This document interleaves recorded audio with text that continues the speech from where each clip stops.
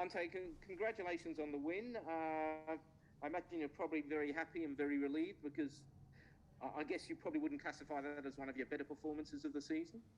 I think that's fair to say. It wasn't one of our better performances, but delighted with the 3 points at home. There's been times this year where we've played well and we haven't got what we deserved. So, in that respect, I think you're right. But in saying that, at this stage of the season, it's very important to pick up maximum points, particularly at home. And I've got to say full credit to Brisbane, not only the way that they approached the game and played the way they did tonight, but during the analysis of the opposition, they've been playing very good football and are a very difficult opponent, as we expected tonight. So delighted with our boys. They found a way to win. They refused to lose, and we go home delighted. Well, what do you feel was the problem in the first half? Because you just couldn't seem to get any forward momentum there. You just couldn't seem to get the ball into that final third and produce the crosses and shots that you would probably expect. Yeah, we couldn't get into the game. It was disappointing. And, maybe there's a little bit of tension there at this stage of the season. When you're at home, you're expected to win.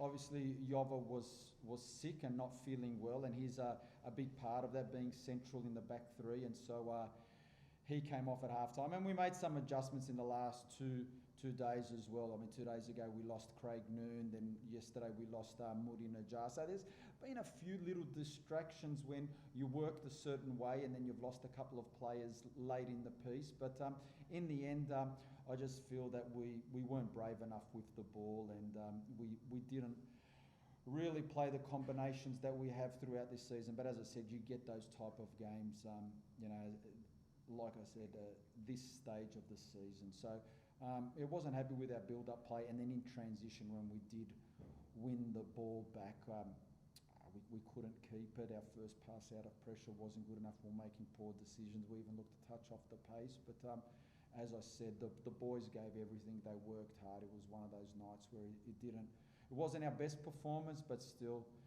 you get those, and in the end, we got maximum points, which is the most important.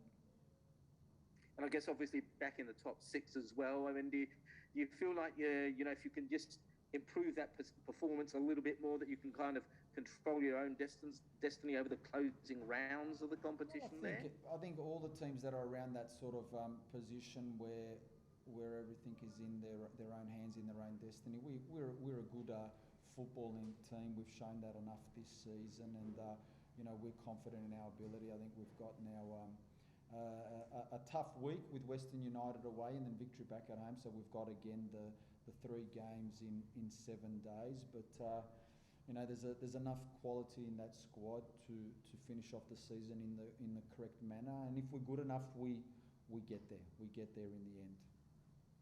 And you mentioned a couple of late withdrawals over the last few days. And what chances are they of playing in the next game? Moody Najjar's going to have to get a scan, so he didn't pull up well, which was disappointing. So he had a fitness test this morning that didn't come through the way he did, and Noon is one that we're going to have to look at early in the week. So we'll see how they go.